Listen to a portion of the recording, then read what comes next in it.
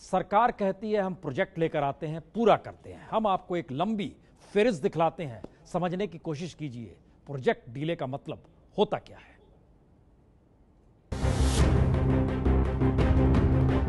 ये प्रोजेक्ट्स की वो लिस्ट है जो तय वक्त पर पूरा हो नहीं पाई और फेरिस्त लंबी है। और बंगाल छोड़ दीजिएगा तो सारे प्रोजेक्ट जो पूरे नहीं हुए वहां बीजेपी की सत्ता है। खासतौर से मध्य प्रदेश और छत्तीसगढ़ में तो हैट्रिक वाली बीजेपी सरकार है, फिर भी प्रोजेक्ट पूरे हुए नहीं। और हमारा संकल्प है कि हम भारत को ट्रांसफॉर्म करके रहेंगे।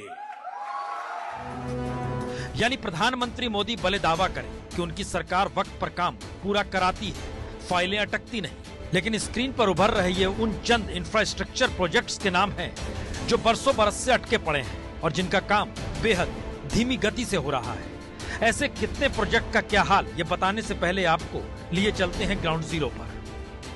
मैं इस वक्त मौजूद हूं एक ऐसे ट्रैक पर जिसे बनने में पूरे 20 साल लग गए, लेकिन 20 साल बाद भी इस ट्रैक पर ट्रेन नहीं चल रही है। उसकी वजह है सरकार का गैर जिम्मेदाराना रवैया। जी, नवी मुंबई के नेरुल बेलापुर उड़न रेलवे लाइन प्रोजेक्ट का काम 1997 में शुरू हुआ। महज 27 किलोमीटर के इस रेलवे कॉरिडोर का काम 20 बरस में पूरा हो नहीं पाया। डेडलाइन बढ़ती गई। खुद अधिकारी मानते हैं कि मई 2018 की डेडलाइन में भी पहले फेज का काम पूरा हो नहीं पाया। सिग्नलिंग और टेलीकम्युनिकेशन का काम रेलवे की तरफ से किया जाएगा, शायद उसके लिए आगे के 2 या 3 महीना लगने के चांसेस है। यानी 1997 में प्रोजेक्ट की कीमत थी 497 करोड़ और बढ़कर हो गई 1782 करोड़। जैसे अब ये ट्रैक पर सामान पड़ा हुआ है, ये ट्रैक अभी भी पूरा क्लियर नहीं है। यहाँ पर बहुत काम बचा है और इसीलिए मई 2017 की डेडलाइन जो है वो पूरी नहीं हो पाएगी। दरअसल ऐसे प्रोजेक्ट की लंबी फहरिस्त है जिन्हें बड़े बड़े दावे करके शुरू किया गया, लेकिन अटके तो अटके रह गए। और मोदी सरकार के दौर में भी इनमें से कईयों का काम ढीला ही रहा। मसलन कच्छ से भुज के नालिया और नालिया से बयोर तक 125 किलोमीटर तक का रेल प्रोजेक्ट 3 साल में सिर्फ 30 किलोमीटर बन पाया है।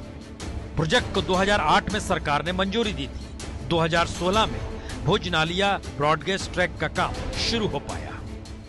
और सुरक्षा की दृष्टि से खासे महत्वपूर्ण इस प्रोजेक्ट को लेकर अब सवाल उठने लगे हैं कि आखिर जब गुजरात और केंद्र में बीजेपी की ही सरकार, तब मामला ढीला गया। ये काम इनिशिएट करके, लेकिन दुख की बात यही है अभी तक पूरा 30 किलोमीटर तक भी हम पहुंच पाए हैं और वो 30 किलोमीटर तक का जो है 25 से 30 किलोमीटर उसमें भी कई क्षतियां हैं। हालांकि इस पूरे जो प्रोजेक्ट की धीमी रफ्तार से चल रहे काम को लेकर कई सवाल खड़े हो रहे हैं। बात की जाए तो पिछले 3 सालों में सिर्फ 30 किलोमीटर तक ही रेल की पटरी बन पाई है। इसी तरह अहमदाबाद से उदयपुर के बीच मीटर गेज को ब्रॉड गेज में बदलने का काम अरसे तक ढीला रहा। हालांकि 2015 में इसमें तेजी आई, लेकिन प्रोजेक्ट में हुई देरी से प्रोजेक्ट की लागत तो बढ़ ही गई।